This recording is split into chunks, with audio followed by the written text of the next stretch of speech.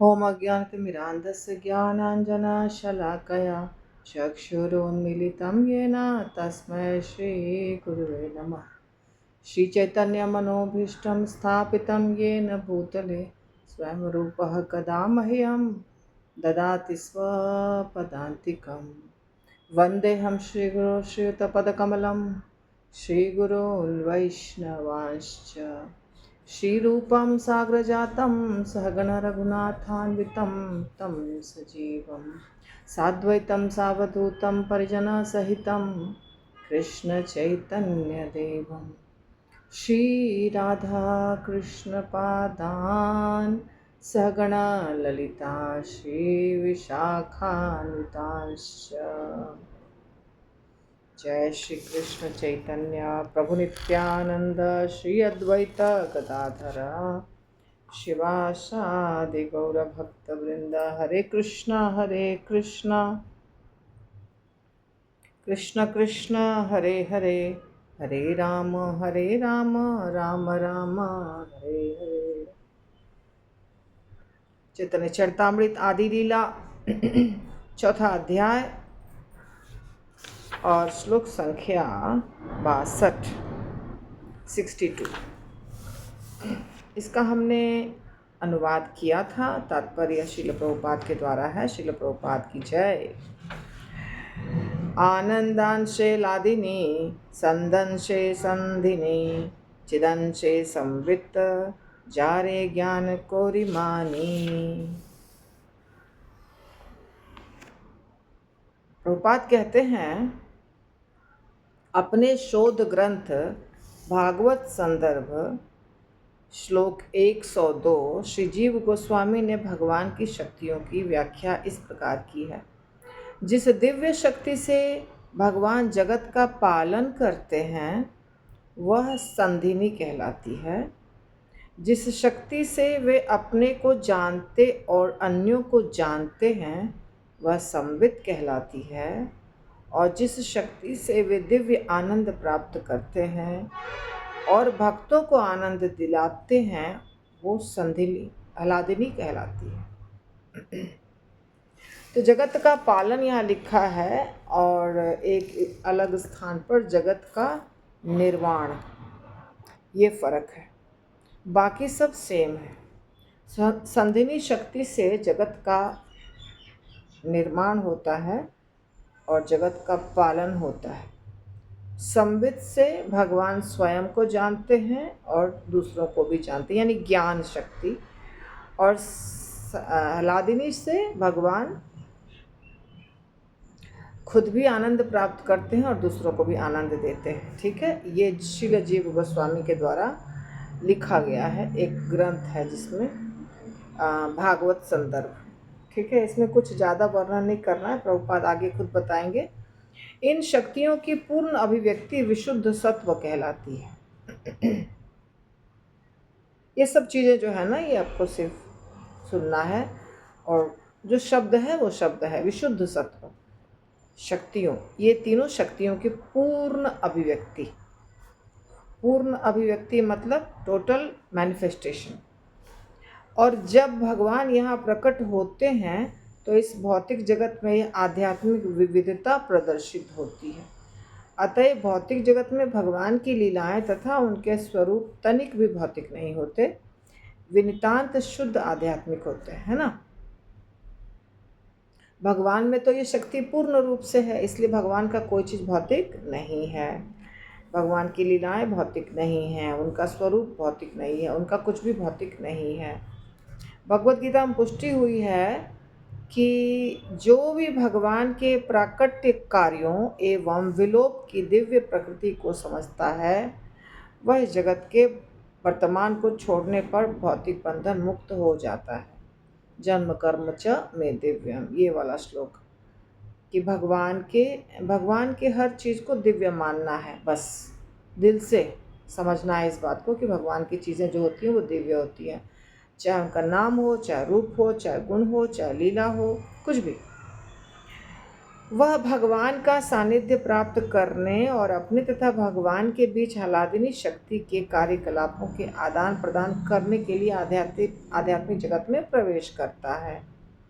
संसारी सतोगुण में रजो तथा तमो का रंग चढ़ा रहता है, इसीलिए संसारी सत्व मिश्रित होने के कारण मिश्रित सत्व कहलाता है।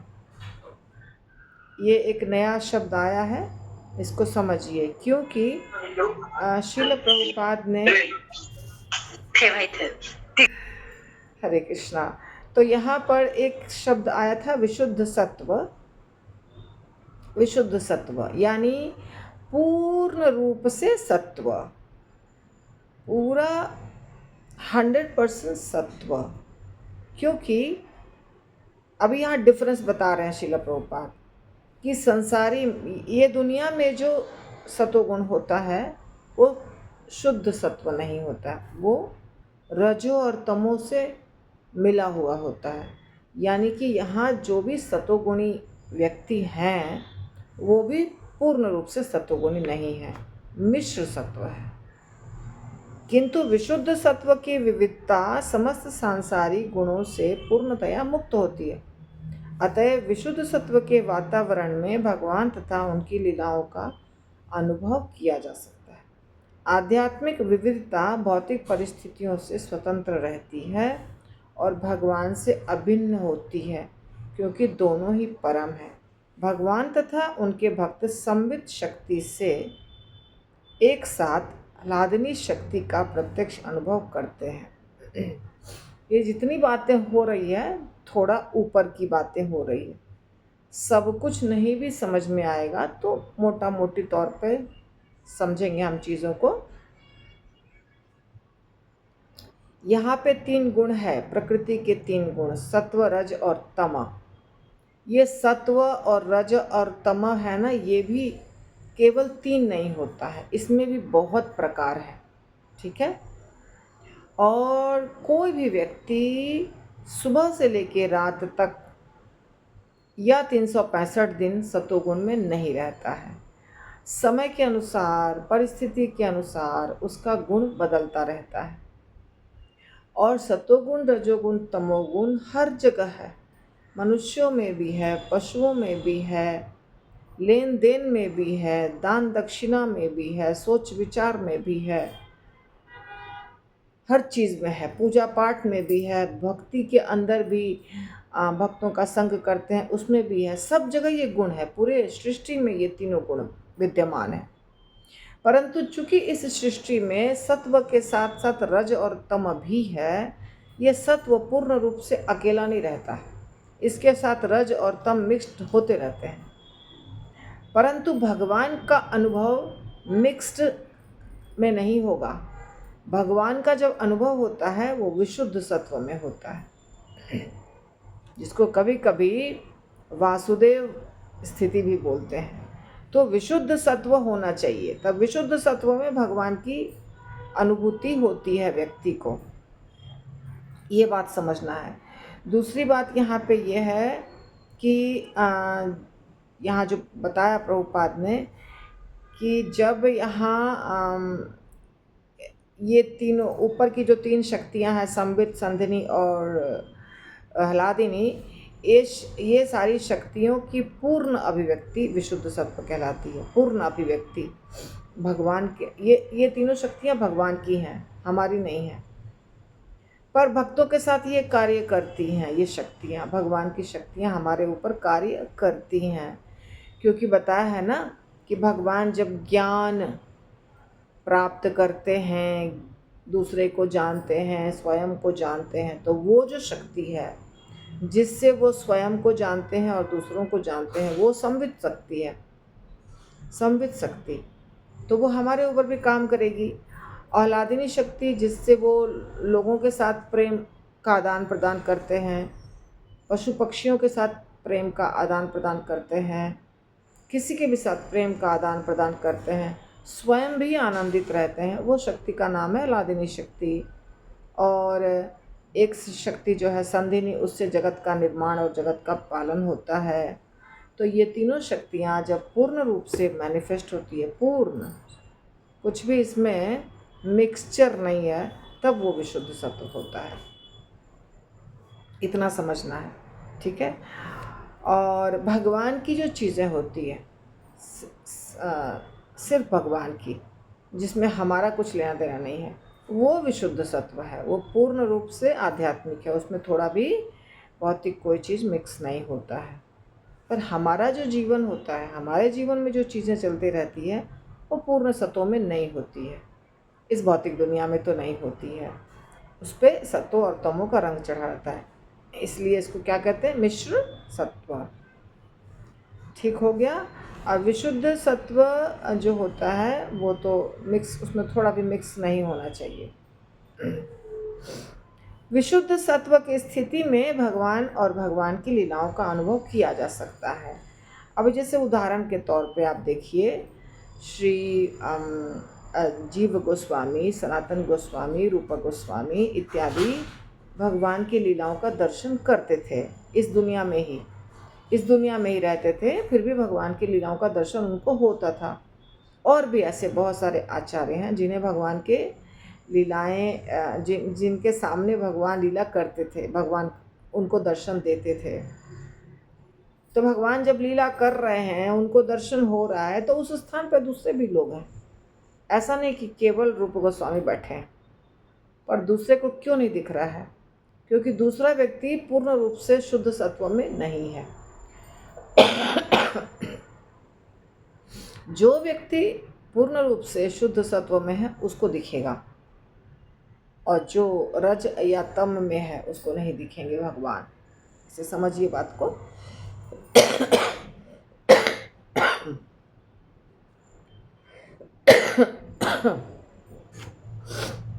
आज मुझे मन था क्लास कैंसिल करने का, फिर लगा नहीं, कभी कभी मुसीबत आती है तो बोलना पड़ता है।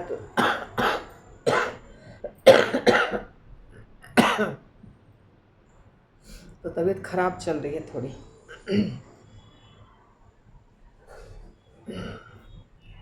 भगवान तथा उनके भक्त संवित शक्ति से एक साथ आह्लादनी का प्रत्यक्ष अनुभव करते हैं। इसको जैसे है वैसे ही रहने दीजिए, ज़्यादा इसके ऊपर दिमाग लगाना नहीं। संवित शक्ति ज्ञान वाली शक्ति है, आह्लादनी शक्ति आनंद वाली शक्ति है। ये कैसे होता है छोड़ देते हैं इसको, ठीक है। प्रकृति के भौतिक गुण बद्ध जीवों को वश में रखते हैं, किंतु भगवान इन गुणों से कभी प्रभावित नहीं होते। क्लियर है? जैसा कि वैदिक ग्रंथ प्रत्यक्ष और अप्रत्यक्ष रूप से पुष्टि करते हैं। स्वयं भगवान कृष्ण श्रीमद् भागवतम के 11वें स्कंद में कहते हैं, सत्वम रजस्तम इति गुणा जीवस्य नैव में सतो रजो तथा तमो गुण बद्ध जीवों से संबंधित, किंतु मुझ भगवान से नहीं। इसकी पुष्टि ये सब प्रभुपाद कोट कर रहे हैं कि कहाँ कहाँ ये बताया गया है कि भगवान तीनों गुणों से प्रभावित नहीं होते। तो एक तो बता रहे हैं श्रीमद् भागवतम का कोट है, हाँ, और दूसरा बता रहे हैं विष्णु पुराण का, सत्वादयो न संतीशे यत्र न प्रकृता गुणाः स शुद्धः सर्व शुद्धेभ्यः पुमानाद्य प्रसीदतु। भगवान विष्णु सतो रजो और तमो गुण से परे हैं, उनमें कोई भौतिक गुण नहीं पाए जाते। आदि पुरुष नारायण जो दिव्य पद पर आसीन है, हम पर प्रसन्न हो। ये एक कोट हो गया विष्णु पुराण का। इसमें कुछ वर्णन नहीं करना है, केवल एक्सप्लेन, प्रभुपाद इसको बात को क्लियर करने के लिए रेफरेंस दे रहे हैं, भागवतम का, विष्णु पुराण का। अब आगे है कि 10वें स्कंद में इंद्र ने भगवान कृष्ण की प्रशंसा की है। विशुद्धम सत्वम तव धाम शांतम तपोमयम ध्वस्त रजस्तमस्कम मायामयो अयम गुण संप्रभावो न विद्यते ते ग्रहणानुबंधः। हे प्रभु, आपका धाम विशुद्ध सत्व अर्थात भौतिक गुणों से अविचलित रहता है और वहाँ के कार्यकलाप आपके चरण कमलों की दिव्य प्रेमा भक्ति में होते हैं। भक्तों की अच्छाई तथा तपस्या ऐसे कार्यकलापों को बढ़ाती है जो रजो तथा तमो गुणों के कलमश से मुक्त होते हैं। भौतिक गुण किसी भी हालत में आपको छू नहीं सकते, तो इसमें भी वही बात है। यानी ये 10वें स्कंद का है। तो भागवत में 11वें स्कंद में भी बता रहे हैं, 10वें स्कंद में भी बता रहे हैं, विष्णु पुराण में भी बता रहे हैं कि भगवान को तीनों गुण प्रभावित नहीं करते। जब प्रकृति के कोई गुण प्रकट नहीं होते तो वे सतोगुण कहलाते हैं। जब वे बाह्यतः प्रकट होते हैं और तरह तरह के जगत को उत्पन्न करने में सक्रिय होते हैं तो रजोगुण कहलाते हैं। और जब सक्रियता तथा विविधता का अभाव होता है तो तमोगुण कहलाता है। गुणों के बारे में बता रहे हैं।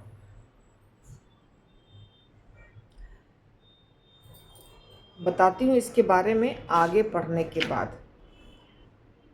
दूसरे शब्दों में चिंतन सतोगुण है, कार्यशीलता रजोगुण है, निष्क्रियता तमोगुण है। इन सारे गुणों के ऊपर विशुद्ध सत्व होता है। जब इनमें संधिनी की प्रधानता होती है तो यह जगत के रूप में दृष्टिगोचर होता है। जब संबित की प्रधानता होती है तो अध्यात्म ज्ञान के रूप में अनुभव की जाती है और जब लादनी की प्रधानता होती है तो ईश्वर का परम गुह्य प्रेम मानी जाती है। इन तीनों का एक साथ प्राकट्य विशुद्ध सत्व ईश्वर के धाम का मुख्य गुण है।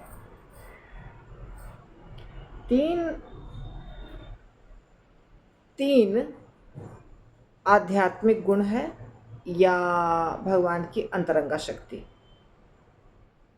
3 भौतिक गुण है या भगवान की बहिरंगा शक्ति। इस 6 को यहाँ पे मिला दिया है, 6 को समझा रहे हैं एक साथ प्रभुपाद। 3 जो आध्यात्मिक गुण है वो है भगवान की शक्ति। 3 भगवान की आध्यात्मिक शक्ति वो है संधिनी, संवित और ह्लादिनी। भगवान की अंतरंगा शक्ति या आध्यात्मिक गुण। 3 जो भौतिक गुण है वो है सतोगुण, रजोगुण, तमोगुण। ठीक है, ये 6 चीज़ हैं। अब इसको देखना है कि कैसे ये 6 चीज़ का कैसे प्रभुपाद उसको कैसे एक्सप्लेन कर रहा है। देखिए, पहले कह रहे हैं प्रभुपाद, जब प्रकृति में कोई गुण नहीं होता तो वे सतोगुण कहलाते हैं। कोई गुण नहीं होने का मतलब भौतिक गुण, कोई भौतिक गुण नहीं होता है, यानी आध्यात्मिक गुण होगा, भौतिक नहीं होगा। और जब एक्टिविटीज़ होती है, कार्य होते हैं, तो कार्य हमेशा रजोगुण में होते हैं। कार्य सतोगुण का काम नहीं है। एक्टिविटीज़ मतलब सृष्टि हो रही है, क्रिएशन हो रहा है, बहुत कार्य हो रहा है, मैनेजमेंट हो रहा है, ये सब रजोगुण है, ये सतोगुण नहीं है। और जब कुछ नहीं होता है तो तमोगुण होता है। ये शॉर्ट में है, इसके अंदर बहुत चीज़ें। तो जब रजोगुण होता है तो बहुत सक्रिय है सब कुछ, बहुत कार्य हो रहा है। जैसे अभी दुनिया में सब भाग रहे हैं, सुबह उठ के सब भाग रहे हैं। आपको दिखाई देंगे रोड पे सब भाग रहे हैं और सब लोग कुछ ना कुछ कार्य करने के लिए जा रहे हैं। झगड़ा हो रहा है, लड़ाई हो रहा है, बहस हो रही है, इस सब में रजोगुण है प्रधान। तमोगुण जो होता है वो आलस, निद्रा, कुछ कार्य करना नहीं, सोते रहना, नशे में रहना, ये सब है तमोगुण। और ये सब ना हो करके कोई व्यक्ति भगवान का चिंतन कर रहा है, भगवान का जप कर रहा है, भगवत कथा सुन रहा है, वो सतोगुण हो जाएगा। जब उसको इस दुनिया की एक्टिविटीज़ से ज़्यादा मतलब नहीं है, वो सतोगुण हो जाएगा। ये मोटा मोटी मैंने समझाया। इसीलिए चिंतन सतोगुण, कार्य रजोगुण और निष्क्रियता तमोगुण। अब ये तीनों जो चीज़ है ये भौतिक है, इस दुनिया की चीज़ है, इस दुनिया की तीनों चीज़ें हैं, मगर ये तीनों में से कुछ भी नहीं होना चाहिए। विशुद्ध सत्व का मतलब है सत्व, रज और तम कुछ भी नहीं होना चाहिए। तीनों गुणों के ऊपर विशुद्ध सत्व कहलाता है। 20 मिनट हो चुका है और इसमें बाकी भी है, तो ये अब होगा कल।